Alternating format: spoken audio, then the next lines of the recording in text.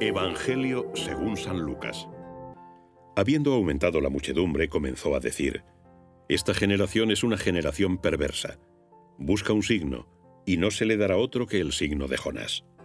Pues como Jonás fue un signo para los ninivitas, así el Hijo del Hombre lo será también para esta generación.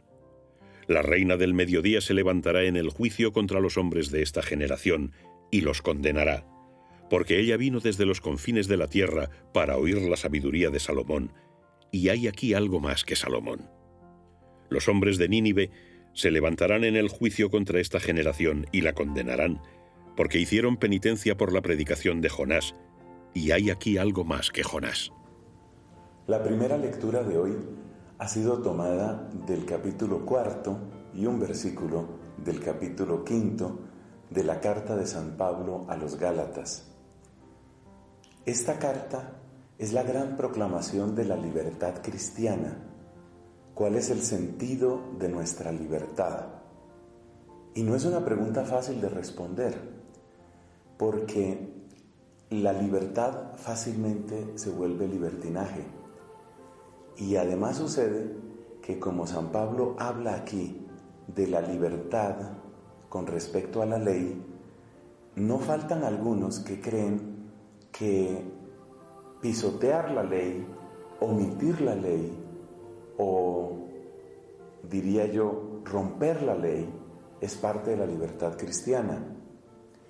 No hace mucho, en un congreso de teología, uno de los ponentes hablaba de esa manera, es decir, que si nos ponemos a obedecer las leyes de la Iglesia, somos esclavos de la ley y por consiguiente, para poner a fluir la misericordia divina, había que romper con las leyes de la Iglesia.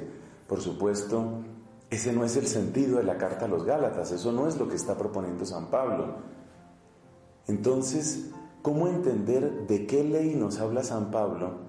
¿Y cómo entender si para nosotros los cristianos sigue teniendo algún significado la ley? Hay que aclarar ante todo que la ley de la que habla San Pablo no es cualquier ley, sino la ley de Moisés. Y lo que está explicando San Pablo es que hay algunos cristianos de aquella época que ponen su esperanza de salvación en el cumplimiento de la ley de Moisés. Algo así como: Cristo murió, Cristo resucitó, pero para estar bien con Dios lo que tenemos que hacer es cumplir la ley de Moisés. Es frente a esto, frente a lo que se revela San Pablo. La ley de Moisés tenía un lugar específico en el plan de salvación. La ley de Moisés tenía un significado, cumplía un papel que él lo llama pedagógico, para enseñarnos sobre lo bueno y lo malo, y para enseñarnos sobre la necesidad que tenemos del auxilio divino, que es lo que nos llega por la gracia, es decir, por el amor gratuito de Dios. A través de la ley hemos aprendido que necesitamos la gracia, enseña San Agustín. Es decir, que la ley de la que habla San Pablo es la ley de Moisés, y lo que él está criticando es que hay personas que ponen su esperanza de salvación en la ley de Moisés. Él mismo, que venía del judaísmo, es más, venía de la secta más estricta del judaísmo, que era el fariseísmo, él mismo conocía esa manera de pensar, él mismo conocía lo que significaba ese modo de ver la salvación. Si cumplimos estrictamente con la ley de Dios, entonces Dios nos va a devolver sus bendiciones. Es como una especie de negocio. Entonces, lo que él critica en la ley de Moisés es que si pretendemos aferrarnos a la ley de Moisés, estamos poniendo en ella nuestra esperanza, haciendo inútil el sacrificio de Cristo, y entonces no estamos reconociendo lo que esa ley de Moisés quería mostrarnos, que es precisamente nuestra infinita necesidad del amor salvador de Dios, que es lo que se ha manifestado en Cristo. Eso es lo que Pablo está mostrando. Pero eso no significa que para Pablo ninguna ley tuviera significado o ninguna ley hubiera de existir en la vida cristiana. De hecho, Si miramos, por ejemplo, la primera carta a los Corintios, vemos que él da una serie de disposiciones, algunas con todo el peso de la autoridad divina. Así, por ejemplo, resultó en la comunidad de Corinto, resultó un hombre que empezó a vivir con la madrastra como si fuera su esposa. Empezaron a vivir como esposos estos dos, y Pablo toma las medidas necesarias para que esa depravación no siga. Eso tiene que acabarse.